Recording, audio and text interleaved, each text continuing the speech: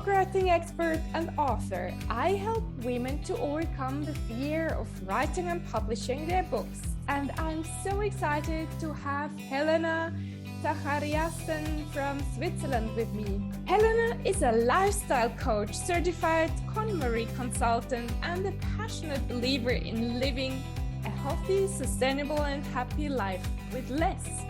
Blending her Nordic values, her passion for interior beauty, and her life coaching mindset with the famous KonMari Method of tidying and choosing joy, she strives to empower and inspire people to create unique and life-changing transformations. Helena helps to simplify and declutter every area of our life so that we can design a minimal lifestyle with maximal purpose. Welcome to the show, dear Helena. Thank you so much, Esther. What a pleasure. Let's jump right into the first question. What has been your turning moment in your life? I think I have 3 turning points in my life so far. And the first 2 is about being international. So I spent a year in France as an exchange student when I was 17. And this shaped my view on the world and how you can live globally. I, of course, returned back home, but I moved abroad in my late 20s. So that was my second turning point when I actually decided to take the step and jump into the unknown and start seeing what the world has to offer. And really use my own wings in life. And on that, from that step, I mean, that was a stepping stone, I believe. And I worked and lived in several countries before moving to Switzerland more than 10 years ago. But this comes to my third turning point, which is becoming a mother. 9 years ago now. I have 2 children now, and this has definitely been one of the most enriching experiences as well as the most challenging. What do you think was the most challenging for you being a mother? With becoming a mom or? Mm-hmm. Oh, there are so many aspects. I think our children are just our biggest teachers, our biggest joy. There's just everything in between the spectrum. I mean, I love it, but it's also teaching myself how to be patient and how to just deal with different things every day in a way that allows for the children to grow and thrive, as well as for myself to feel good about myself and our family life. I started 18 years ago as a mother, and my biggest challenge was not to have time for myself or to allow myself to give me the time. So yeah, that sounds very familiar for me too. Yeah. So I definitely know what you're talking about. So, and then how did it come that you became a consultant for KonMari? Well, that actually came from having children. Because when I had, well, both of my kids were very young. They were probably both less than 3. And I was at home with them. And it was a difficult time to find a job in Switzerland with having 2 small kids. So I spent a lot of time at home with them. And the amount of stuff that comes with children, I just wasn't prepared for that. I had moved here with just a few suitcases and some sentimental things that were important to me. And then suddenly there are these big, coming from furniture to strollers to everything that's needed when you have small kids. Not to even mention clothes that are outgrown in a few months when they are really, really small. And the toys and, bikes and whatever comes with time. So I think I just felt that it was such an overwhelming time. And I couldn't find a way to feel good about that. So that's when a dear friend of mine in Finland, where I'm from, she said to me, well, do you know this lady, this Japanese lady who's organizing. So she was talking about Marie Kondo, and she had, at the time, it was fairly new, she had written her first book, The Life-Changing Magic of Tidying Up. So I got the book, but I didn't read the whole thing. I did skim through it, but I really liked everything I had the time to read at the time. So it was there in my mind, but it wasn't until a few years later that then I was kind of getting to a point where it's not working anymore. And that's when I got someone to help me in the house. And through this, she was becoming a KonMari consultant as well. And that changed my life in a way, because it was such a big transformation that I went through. It's not something that happens overnight. It's like a long period of time. I think in my case, it was probably 6 months or more. I mean, I did the actual work in my home, but all the mental transformation, all the work within, the deep work, that and the transformation that came from that, the results, those came only later. And that's how I decided to do the training with Marie Kondo myself. Amazing. And how would you describe, Helena, the emotional or mental transformation you do when you tied up things in your house or home? Well, it is, of course, very individual what kind of transformation will take place. But for most people, when you go through your things, it's like a time journey through your past. And that is very healthy, actually. It's not like being with, I'm not a therapist of any kind, but I'm a coach. So I will support and guide with any questions, any sentiments or emotions that are coming up. But of course, if there are deeper issues, they have to be dealt with a professional. But going through all these emotions, all the things with someone else actually brings up feelings of relief and, you know, power. You actually done so much in your life. And then once you've made all the choices based on joy and what you actually love to keep in your life, then you get to a point where you just feel good about what you have decided to keep.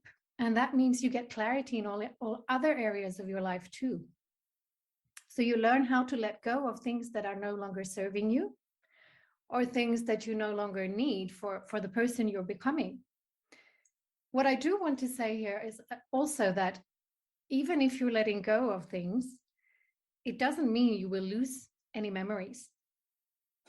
So many people come to me with the question of saying, yeah, but I love my memories and I don't want to get rid of this and that because of 25 different reasons. And I totally understand that. But nobody can take away your memories. So you can keep those inside of you and maybe hold on to 1 or 2 physical items instead of 100. And this is something we discuss a lot during the process of the letting go, of the emotional feelings, everything that comes up during the process. So usually at the end of this long process, you can find that you feel clearer, you feel confident, you feel at peace with yourself. You have a calmness in your home because there's not an excess of things anymore. And this doesn't mean that you have become, or that you need to become a minimalist. A minimalist is something completely different, and everyone can have their own definition of it. My definition of minimalism is to have something called just right. In Swedish, we call it lagom, which means just right. So this amount is different for every one of us. And that is where we try to get to a point where you feel happy with everything you have. Nothing more, nothing less. So I think the results can really vary. I mean, some people will maybe at the end of the process notice that, well, actually, I don't like my job. I want to do something else, or I want to start over as an entrepreneur. I don't know, or move to another home or country, or, you know, the results can really be on very different levels and very, very varying. So it can be amazing. It can be really transformational. Great. I love it. And just how about children? How do you do this process with your children or with maybe your clients' children? I'm just curious. Yeah, that's a very good question, actually. And children, depending on the age, but if you start young, so for example, my kids have grown up with my systems at home and my philosophy of living with less. The only thing you really need to do is be a role model for them and tell them why you're doing certain things and why it is important. Because if you're not telling them, how would they know? So what I do is I go through their things on a regular basis and we discuss, could we donate this to someone else because you're not playing with it anymore? Or the clothes that are too small. Whatever it is about, they are now very in tune with themselves and they know what they like and what they don't like. So I think it's also it's something that they grow into. And I notice, especially with my daughter, who is 9, that she comes to me now with the things that she doesn't really need anymore. So she tells me, Mommy, can we give this to someone, or, you know, friends, children, or donate to kids in need or whatever. So I think there's a responsibility for us as parents to teach our children that being orderly and living with less is not depriving anyone from anything. It is really about sustainability, that we don't need that much after all, and then helping others as well. So it's a win-win. And how do you help children to find what is the right amount? So your daughter has already got it, probably, but how do you help children? Well, it's a work in progress. I don't know if she has really got it. She's on her way, because children they're very emotional and impulsive. So whenever they see something they like, they want it all. But I think the best thing you can do with children is to have them compare. Do you like this more or that more? And then you kind of narrow it down. So what we also do on a regular basis is to look through artwork. Children bring home so many artwork from school, for example. And then I say, out of these, maybe there's 30 of them for a month, or maybe there's more, 50. And then I say, can you choose 10 of these? So have them choose, have them always find their favorites. They can do that. They're very good at it. And at the end of the day, you say, we make a wall where you can hang them up and have like an exhibition, or then we take pictures of the best ones and send those to relatives, or we make a small book or whatever. So there are many things you can do, but the comparison is best for younger children. Great, love it too. And Helena, if somebody doesn't want to declutter the whole home, house, whatever, just maybe start with small steps, baby steps. Maybe some people need baby steps. What would you recommend? Well, it depends what the goal is. I always ask every single person I work with starts with a vision.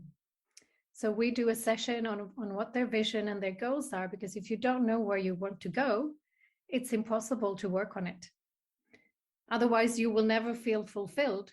If you can declutter in every single room of your house, but not feel like you've done anything at all. So I think the vision and the goal is the most important place to start with.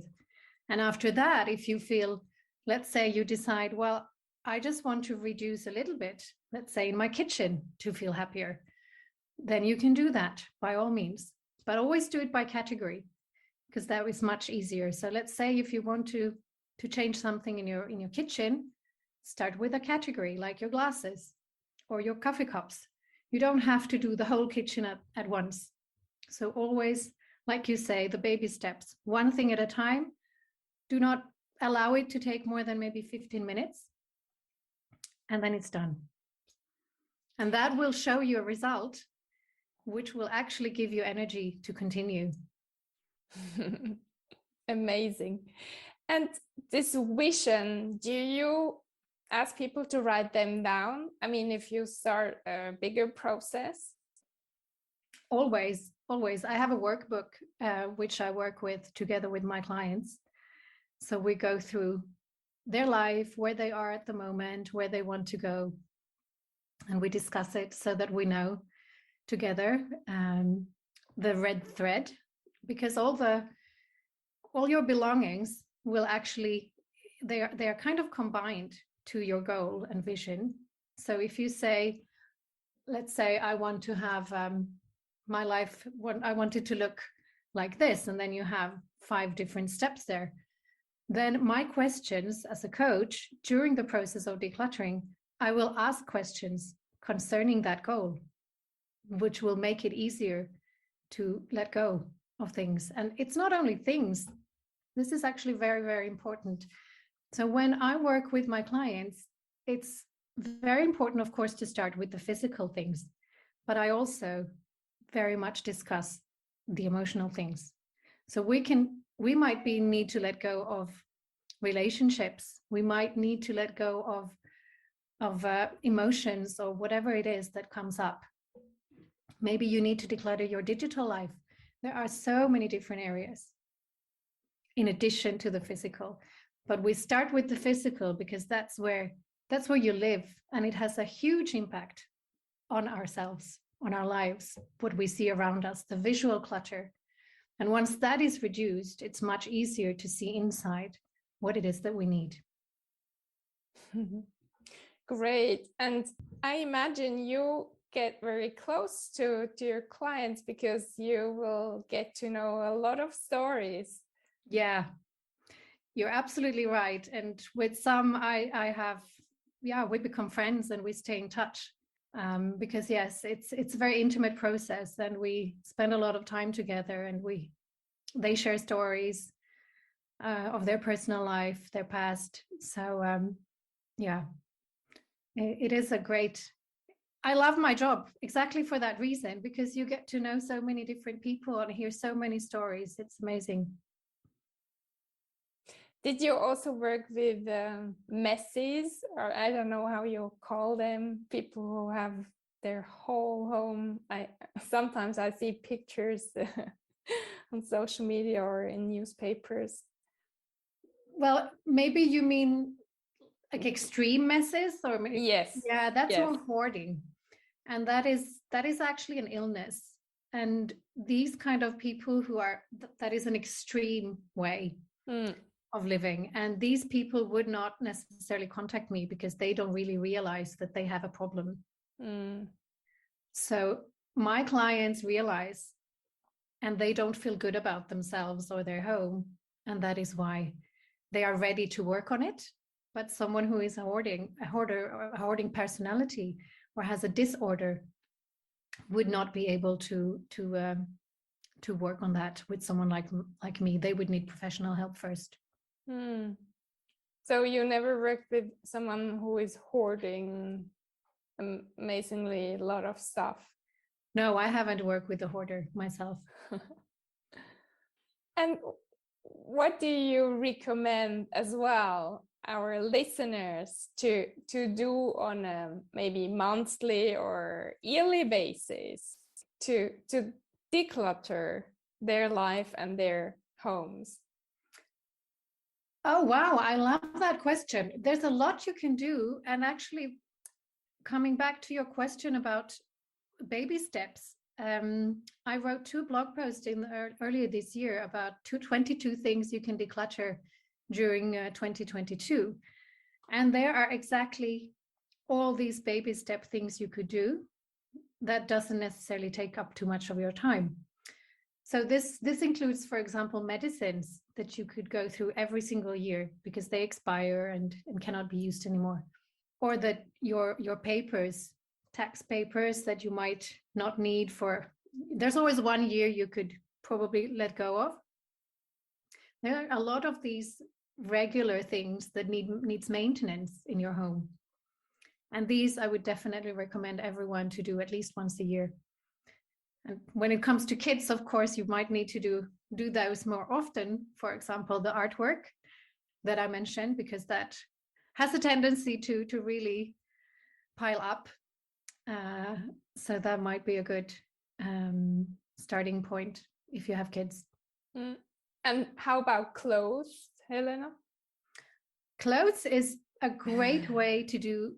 Well, it depends where you live in the world, but for myself, living here in Switzerland, where we have 4 seasons, I go through my clothes every season. So when the seasons change, I have a look. What does it look like now? Are there things that are, what is the condition of my clothes? Are there holes, or is this something that doesn't look that nice anymore? Is this maybe not something I like to wear? Whatever it is, then I go through it and then donate what I don't need. And I also want to say here that when I speak about letting go, it doesn't mean throwing things away. I'm I'm a huge advocate for sustainability. So I like people to think really deeply about what you want to do and what you can do with clothes you're not wearing anymore. It's not so easy to sell unless you have really high-end, nice things.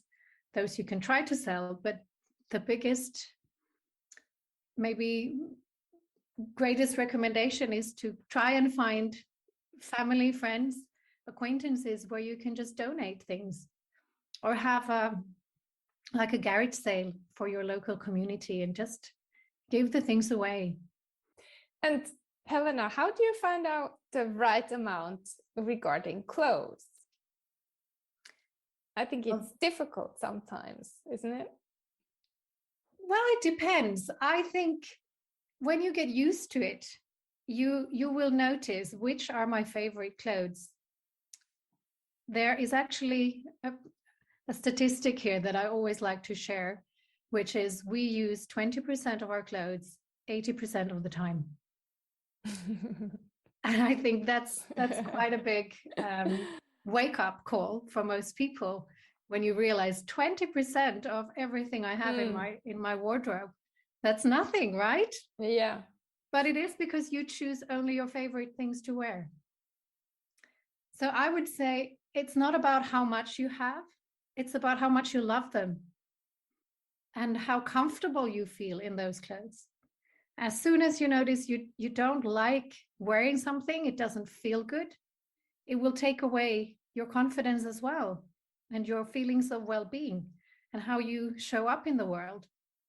So I think the more you can let go of the stuff that are not really serving you, the better you will feel in your everyday life.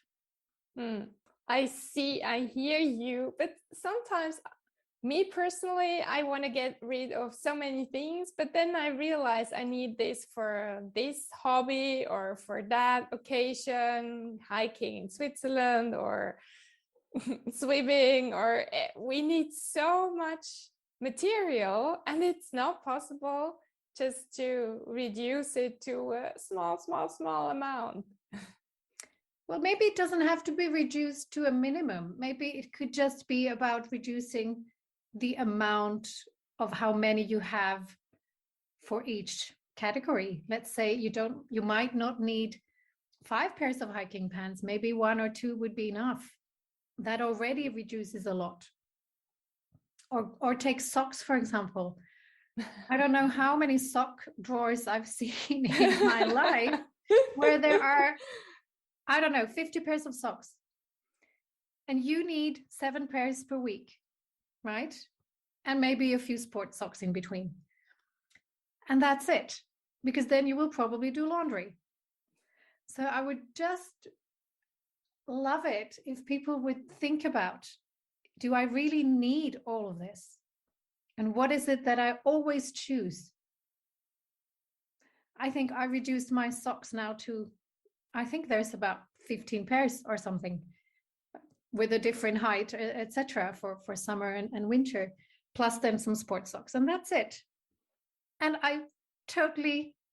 that works. There's no problem with it. So I think this is where people need to just have a look and really give it a reflection on why do I have so many? I mean, I have a lot of clients who also tell me, well, I go shopping when I don't feel good. Or I go online shopping, it's like emotional eating. So actually, I also discuss a lot about this with my clients, their shopping habits. Why do you actually shop? Or can you maybe sleep on it before you push that order button? It's too easy for us to shop right now. We can just click a few buttons and then the package is delivered a few days later. So I think if we all would just pause and think twice before we buy and ask ourselves, why am I buying this? Is it because I really need it, which is then perfectly fine? Or is it because I'm bored, or I don't feel good about something in my life? I don't like my job. I don't like my husband or wife or whatever it is. Or I'm struggling with my kids. It could be anything. I think we need to be more aware of our feelings and what happens within us when we go buy new things. Beautiful said. So Helena, where can people reach you?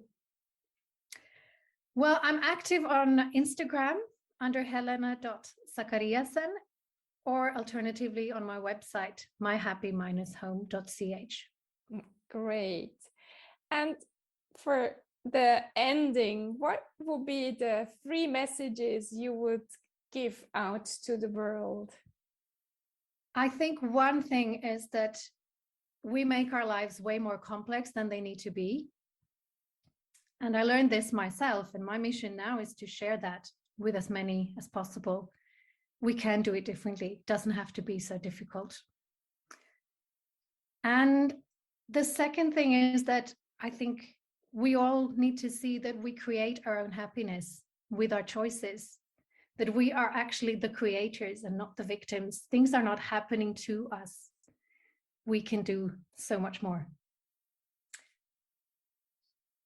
And the third one is that we need to be kind to ourselves, forgive, and give peace a chance.